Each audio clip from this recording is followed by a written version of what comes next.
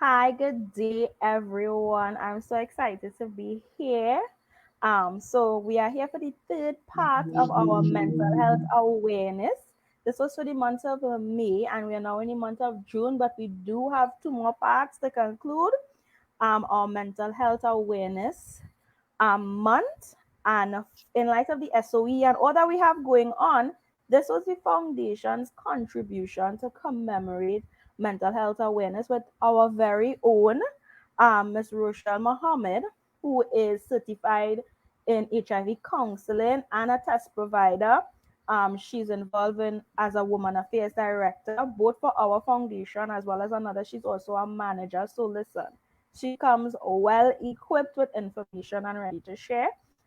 So we're just gonna do a little brief recap before we start this evening session. For the very first session, we define what is mental health. We spoke about postpartum depression, baby blues, difference between postpartum depression and baby blues. We looked at some coping mechanisms, and she even left out with some resources.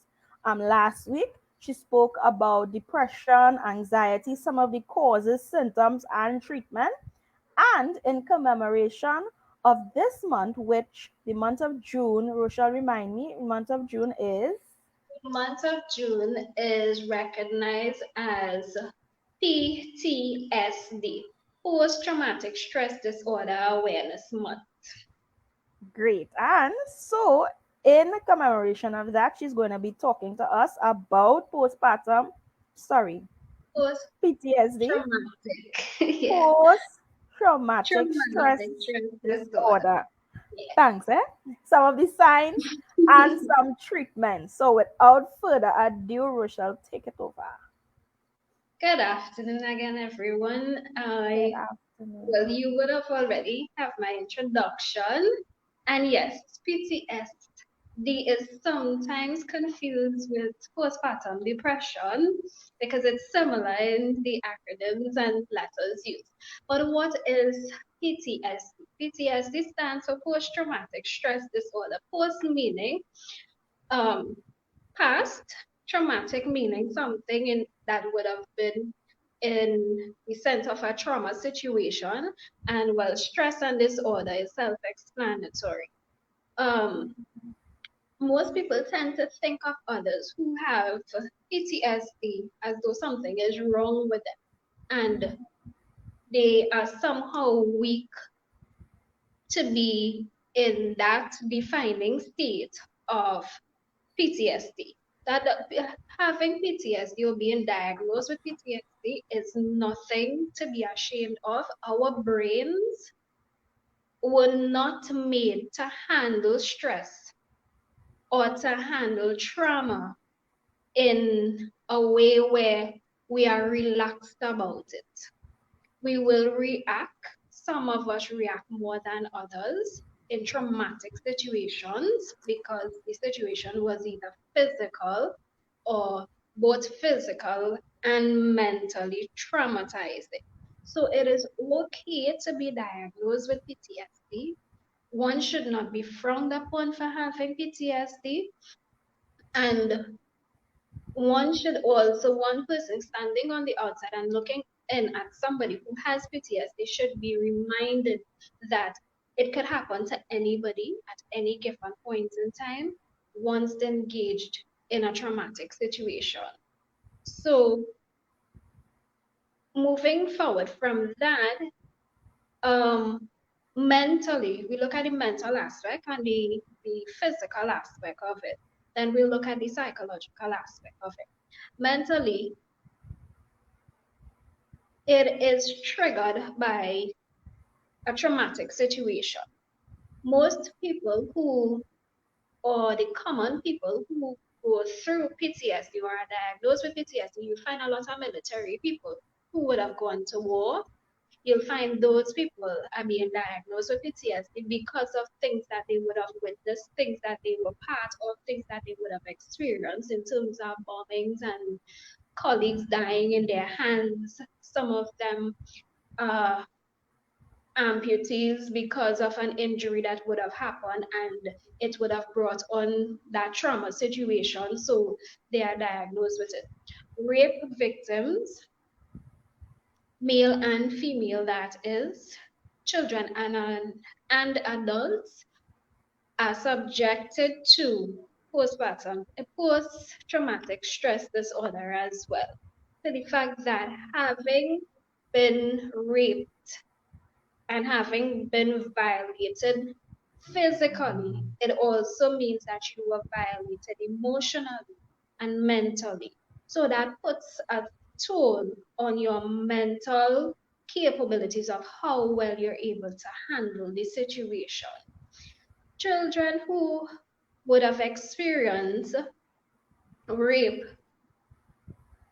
if PTSD weren't addressed in their early treatment methods, they tend to grow up with behaviors as an adult that would display that self rebellion.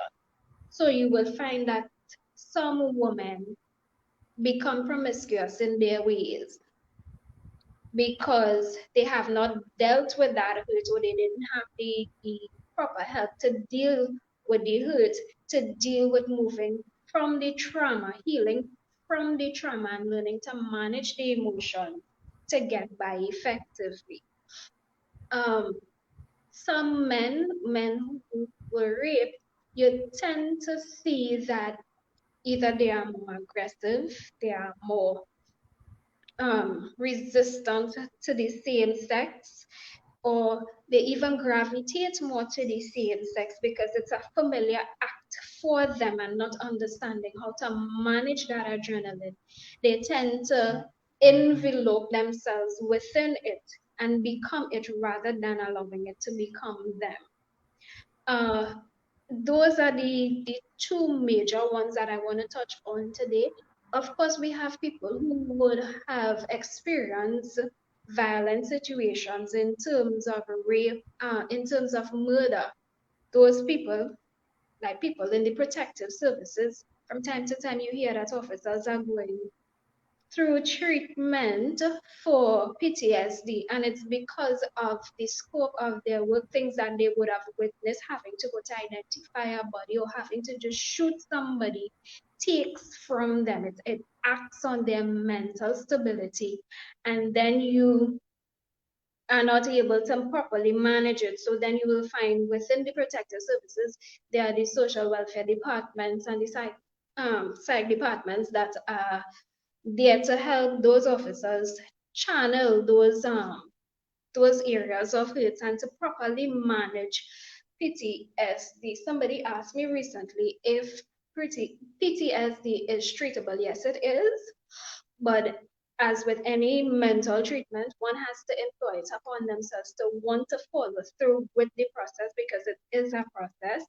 There are things that you will discover about yourself, things that you will have to identify yourself with in a personal capacity to be able to move forward from where you are mentally and get to a point where you accept what would have happened or you acknowledge what would have happened, but you decide to make certain changes so that it does not become you.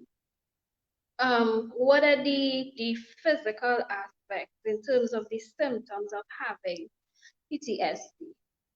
We're talking about outbursts of anger. We're talking about physical pain. We're talking, some people experience nausea and vomiting. There are flashbacks, um, uncontrolled thoughts. That is one of the most identifiable factors of having PTSD because it takes you to a point where you're a constant reminder of the trauma that you would have went through, and sometimes those thoughts are triggered, sometimes they are not triggered. Triggered thoughts are in the event of a person being raped. If they were to read an article of somebody being raped, they have flashbacks of themselves being raped, and they have that uncontrolled thought until they find some measure of distraction where they could look beyond that. persons who would have witnessed a murder, if they were to hear a news story, or they come across the news of somebody being murdered, or they hear a gunshot, it puts them back into that flash towards stage where it is a recurrence of what they would have experienced. Within that moment, you tend to experience all the physical feelings that you would have had in the initial moment, and that takes you down the physical part of it, which then becomes mentally straining on your mental stability. Depression, having levels of depression eventually takes a toll on your body, because most people who experience depression, they either tend to use drugs to suppress the feelings. Some people overeat, some people don't eat. We're talking about sleeping disorders, we're talking about aggressive behavior, all in a bid to suppress the feeling, to not remember or to not have the constant thought flashbacks. Irritability and aggression, those are signs and symptoms as well. The psychological factor now would be in terms of avoidance. A lot of people, you'll find that they try not to put themselves in familiar situations where they could be reminded of what would have happened. Some examples, a rape victim will try not to be in a room with men only if she was raped by a man. If she was raped while traveling by herself, she tried not to do that again. So you find the avoidance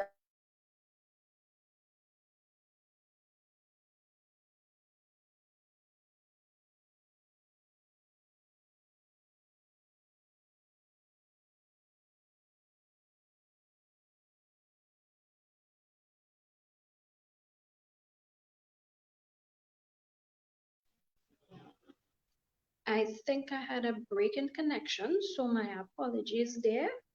As we continue, some people try to keep busy in their thoughts. They try not to focus on what would have happened, and they tend to thought drift. And instead of positive thought patterns, they start to think of things outside the box, things that they wouldn't really want to think of, and then they start engaging in negative behavior to follow through that thought process. Some people have this numb feeling where they can't be expressive in their thoughts. They can't be expressive in affection, nor can they be receiving of affection that is given to them. And that in itself is a trauma response. Trauma response comes where you know within you, you want to feel that affection, you want to feel that sense of physical closeness, that sense of physical closure with the other person. But your and the thought of what you would have prior had experiences too becomes so much that you just decide, you know what, it's better if I were to just numb my feelings about it, if I not be interactive, if I not take it to that level of affection, and if I avoid affection altogether. Again, we find that in persons who are coming from traumatic or very abusive relationships, domestic violence relationships, you'd find that they have a difficult time engaging in another relationship and giving the other person a fair chance, because they are so guarded because of the trauma that they would have faced in the relationships gone by. Self-destructive behavior, you find this in persons who they think of themselves as being the guilty one, that what happened to them happened because of something that they did. And you find this in rape victims, you find this with persons from domestic violent relationships, that they tend to think that because I did such and such, this is what happened to me. Because I speak out against him, that is why I was abused. Because I spoke out against her, this is why I could no longer be vocal about things anymore. And then you find that they start to self-destruct themselves. They doubt themselves. They doubt what they can do and what they should be doing, or what they can and cannot accept. And you find that now it plays a part in your self-esteem. So those are the major, there are others, but I wanted to highlight those. Those are the major avoidance issues that persons with PTSD will continue to have. There are two types of people or two types of behavior. There are the silent behavior PTSD persons, and then there are the loud behavior PTSD persons. The silent behavior people are the ones that isolate themselves. They are the ones with the control thoughts, and they don't interact. They tend to behave in a manner in which it is just isolated to them and themselves. They are not very forthcoming, and they're not very open to who they are and what they are about. They are not very expressive with their feelings. They tend not to want to seek help unless they get to a point where it's borderlining and they need to get the help. Most of them are in denial. And those are the silent ones. The loud ones are the ones with the aggressive behavior. They tend to be more flamboyant in their behavioral patterns in terms of how far they're willing to go for a cry for help. You will find that there are outbursts in their anger issues, there are outbursts in their drug related abuse. And then you find that they are the ones that go into the fight, flight, and anger control issues, where if they can't fight it, they go into flight mode where they just leave it. And if they can't fly away from it, they go into fight mode where they fight aggressively against person or persons who are the triggering factors, or things that are the triggering factors for their depression states. So Ati, I know you have questions. This is a pretty Always have lengthy topic, but I questions. wanted to keep it pretty Yes, to simple keep people today. engaged. Yes. So I may not have gone to the doctor per se.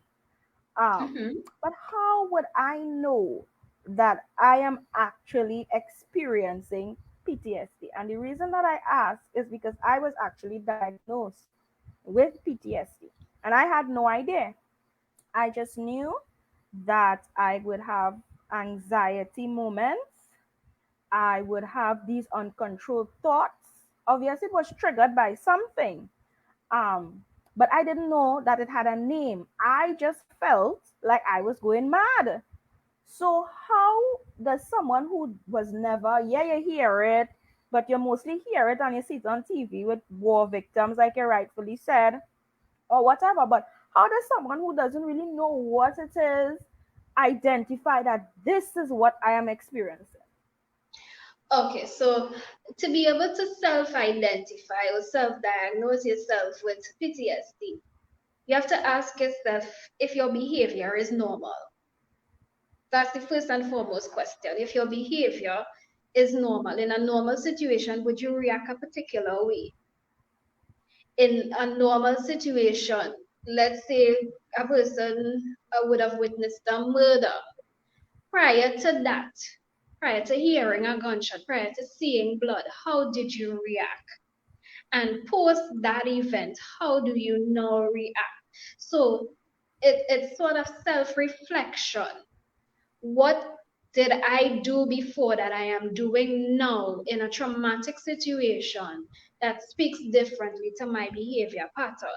And if you are unsure about what your behavior patterns is speaking to, then you get professional intervention to give you that diagnostic report, and not just a diagnostic report, but to get you to a point where proper treatment methods are administered to you so you don't fall victim to a prolonged situation. Yeah. Well, that actually led into my next question, which is when do you go to see a doctor? Because I remember it took me quite some time because I was like, I not going by no doctor for them to tell me I going mad. So and in our community, our culture, we have this thing about mad people. Like we just feel like mental illness we equate it to mad people, which is not necessarily the cause, the No. not necessarily the case, but this is what we are taught in our society, and this is what we know. So it will be difficult for us to get the help that we need. So at what point do I now go and say I need to seek a doctor? And what encouragement can you give to people, especially men, who don't like to go to the doctor at all in general, much less because they feel like something going on up here? Okay, so there's a certain stigma in the psychiatric field that by the time somebody here, you need to see a psychologist, you need to see a psychiatrist, they automatically label you as mad. That is a known stigma in the Definitely. field of psychology, in the field of psychiatry. However, mental illness is just as any other physical illness.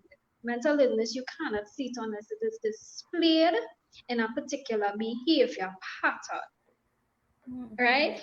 How do you know within yourself or when is the right time to go to a doctor? It's like having an abscess on your hand and you keep playing with it. This is the simplest way I can explain this. You keep playing with it. Eventually, you will notice from a tiny little button, it starts to grow. And you'll notice red rings around it.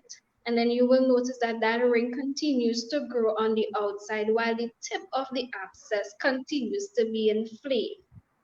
You only decide to tackle it when the abscess is ready to burst. And that is your final moment of release. All this while, that little ring around the corner there that started at 1 centimeter is now 5 centimeter and already damaged the tissue from the core point to the 5 centimeter point. So tell yourself within your moment, from you have to be honest with yourself that when I start noticing signs and symptoms of myself, it is within my best interest and the people that I am around to seek help in that very moment. Because if I continue to think or I continue to harbor the thought that I'm mad, ooh, I don't want to be labeled as mad, your abscess going to be moved from 1 centimeter to 5 centimeter, and in that 5 centimeter, it would have caused so much damage that you yourself may not be able to recognize yourself in the interim or in the long term. Yeah, that was a really, really good depiction because it's so true. Sometimes we wait and you see this in normal illnesses. Our bodies will give us signs and we will ignore these signs until it reaches that point that we can't change, or now it's more difficult. So it's important to tackle these things head on. So my next thing is, sometimes we just need that support. We just need, so how can I know? I observe that, mentally I am going through, I know something happened in my life, and this is what is happening now. How do I now go? Who do I confide in? Where do I find that support that is now going? Because sometimes that's all we need. We need somebody that could give us that support to probably get us to where we need to go to get the help that we need. All right, so no one person is an island to themselves. And while we have persons who are introvert, I am one and a proud one that is, we still have support. We still have people that check on us. We Always. still have persons that we seek counsel from, meaning a pastor, a bishop. Some of us have a teacher, some of us have a mentor, some of us have a yoga guru. Whoever is that person in your field, whoever is that person in your circle, it might be a co-worker, that you have that confidence in, that you have that level of assurance that if I go to this person and I say such and such, that they will take me through the process of help, and we will get to a point where my healing process starts. So we may think that we don't have anyone, but we all have somebody. Yeah. Lab conversation with your aunt, with your mother, with your grandmother, with the little old lady down the street that used to rob you when you were small. Those are support systems. Yeah. But we don't make it our support systems when we choose to isolate Mm. ourselves. But it's not that it's not there, it is. But you have to act on it. You have to Yeah. employ yourself to take that and say, you know what, this is what I need. And most of us, we tend to tell ourselves, men in particular, we don't need that. You know, Yeah. I'm a man and I could handle my stories on my own. And I'm saying mental challenges in men is much more prevalent as it is in women, whether we want to accept that or not. Men has Right. this masculine ability of hiding emotions, of not owning emotions, and masking the way that things affect them. They Yeah. tend not to talk because they tend to think that if I were to speak about it, it may put me in a light where I am looked upon as being the weaker vessel. Mhm. If I talk about it, it means that I am vulnerable and I can be taken advantage of. If I talk about it, I am looked upon as the person that cannot handle the situation and I become the subject of help. And that is not the case. You can't stand your ground and become the pillar that you want to be or you should be without having supporting factors around you. For Yeah. a pillar to stand, there has to be a stable foundation. For a Yeah. pillar to uphold anything, something under that pillar needs to continue to stand. And if Yeah. you ever see a foundation floating, Definitely not. mhm. So under the foundation is a foundation. Yeah. And I always use this example. When we were growing up, there was I think it's a rhyme where you can't build on the sand, you have to build on a rock. Yeah. And you would have the best foundation on the sand, but sand is move. So Yeah. eventually it will move and your foundation will slip away. But if you build on a rock and you have to be able to identify and be discerning enough to identify who are your rock people. Mm. And bad situations, horrible situations, traumatic situations always reveal who are your rock people. Yeah. Yes. So, for the men in particular, Definitely. if we have any of them on, there's no shame, there's no blame in asking for help. As a matter of fact, it puts you in a position where you hold that authority to repair yourself, Yeah. or to allow yourself to take the initiative to be repaired. Yeah. One Yeah. hand, one clap. Mental illness is an issue. It is a silent cancer, as I just refer to it.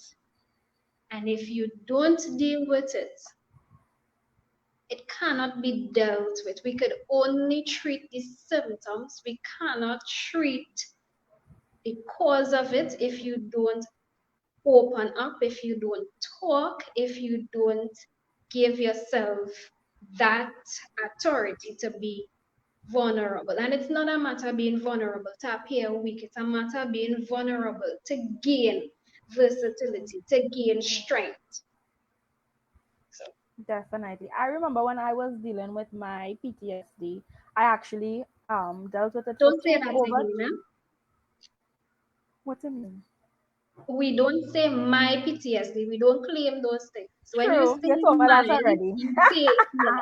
We don't say True. my Yeah. victim or my ex or my what no negative things like that we don't claim. We don't claim it. True. The it's always the Yes. PTSD, this issue that I had. You had the Yeah. issue to Yeah. deal with, but it's not yours.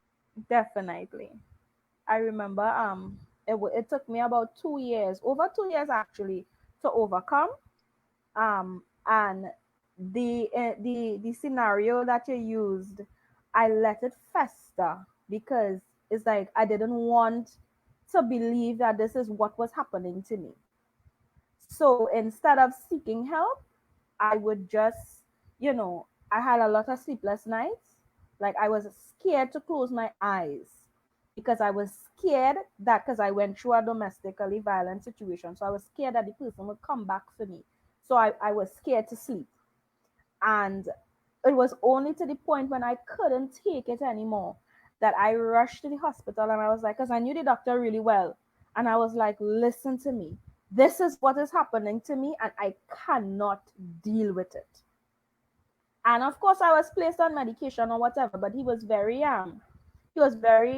really want to put me on medication because he said eventually your body becomes very dependent on this, and I want you to be able to survive without it.